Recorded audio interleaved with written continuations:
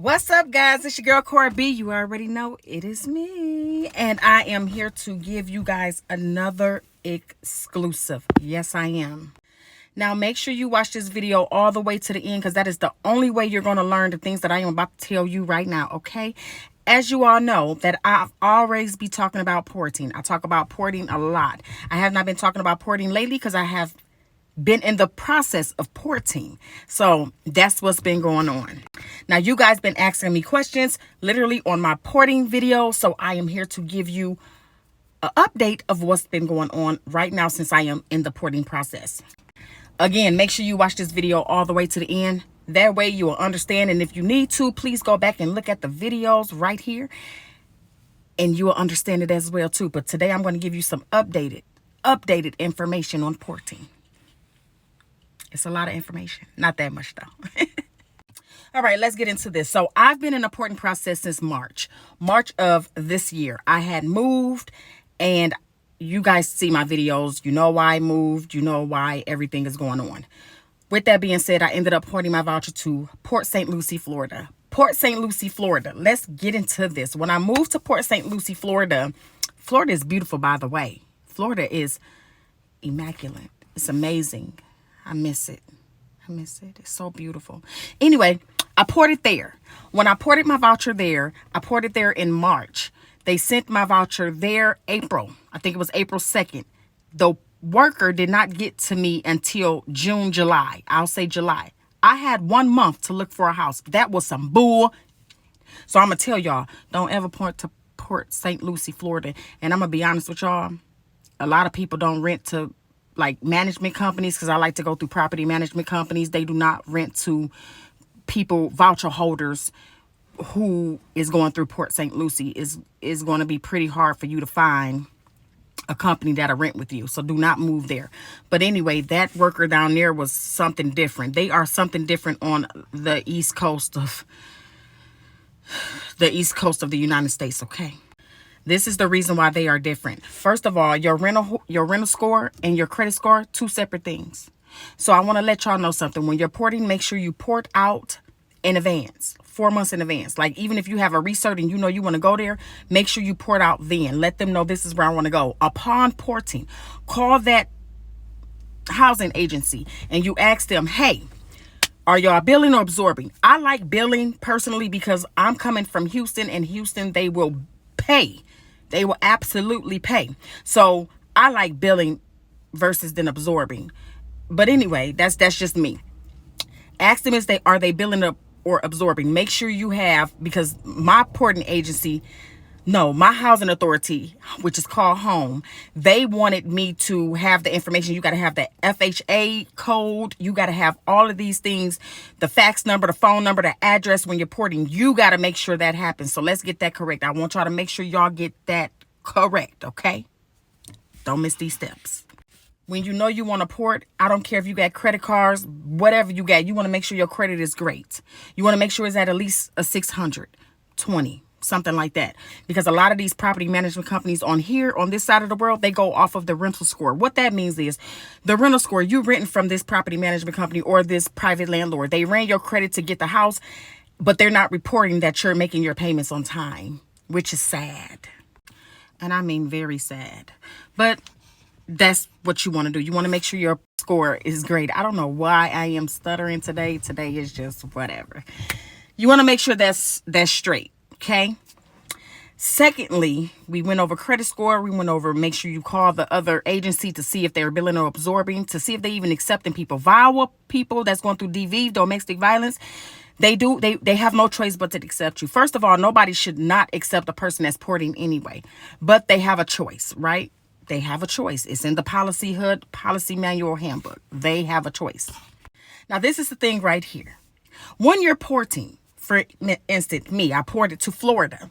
They had 14 days from the port when they received it to issue me my voucher. Unfortunately, they did not do that, and that's not my fault. That was their fault.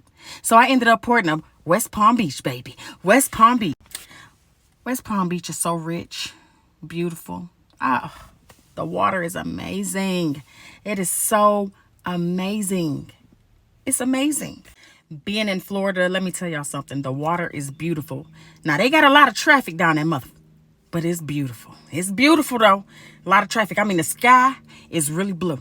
The sun really shines. I see why they call it the Sunshine State. They call it the Sunshine State for a reason. Excuse me, y'all. It's my braces. But back to the subject at hand. Florida is a very, very beautiful place. It's a very beautiful place to be. So, with that being said, you want to make sure your credit is great. You want to make sure they're absorbing. And that's what you want to make sure of. And make sure you do it in advance. 4 months in advance if you want to port. Because it can take them some time. It could take them some time. Now, some people go off of zip code standards. Some people go off of they just put the amount on your voucher. Here in Florida, unfortunately, they go off of zip code standards, just like Texas does.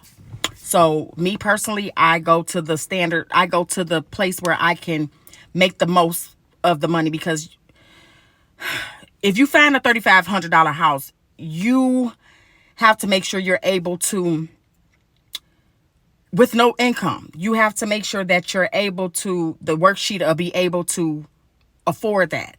So always take $200 to $300 off of $3,500. Me personally, I would never even look for a house that's $3,000. I don't give a damn if Jesus was paying the rent. I'm not doing that. I'm just not. If the zip code is $3,500, $3,600, I will find a house that's about 23, 24. That's it. Because first of all, you want to make sure you can get into the house. That's first and foremost. And then they're going to issue you a utility check. So if you find a house with zero income, meaning you don't have an income, and it's $3,500, $3,600, you're not going to get approved for that unit. So you want to always make sure, and this for any housing agency, I don't care if you got a voucher and the amount is on the voucher. If the voucher say $1,400, find a place that's $900 or at least $1,000 or $1,100. But don't get close. Don't get too high to that number. And that's just it. Don't get too high to that number. Make sure your credit is great. So that means if you got credit card bills, if you got car payments, you want to pay that.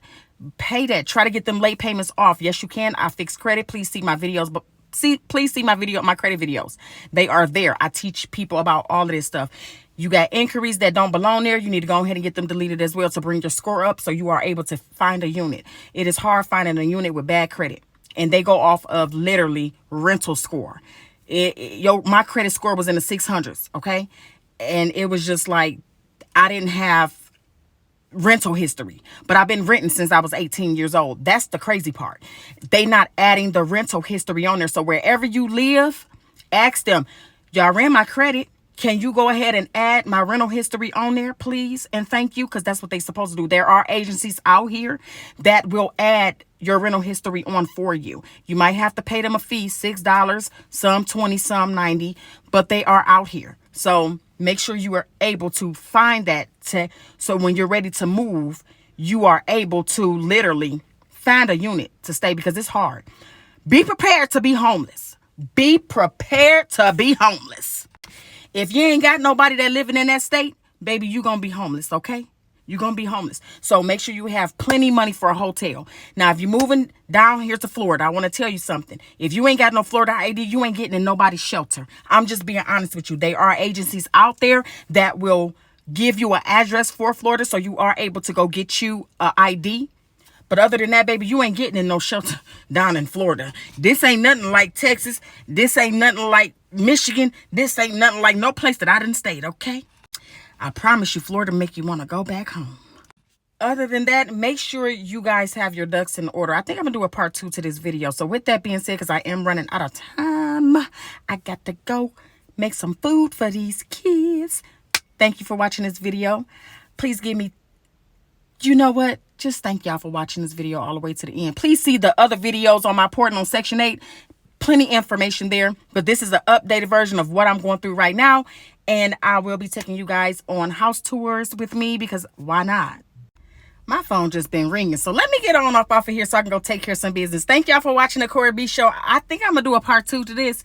But thank y'all. I'll see y'all in a minute. I want to dance tonight. I want to toss tonight. I got my voucher, y'all.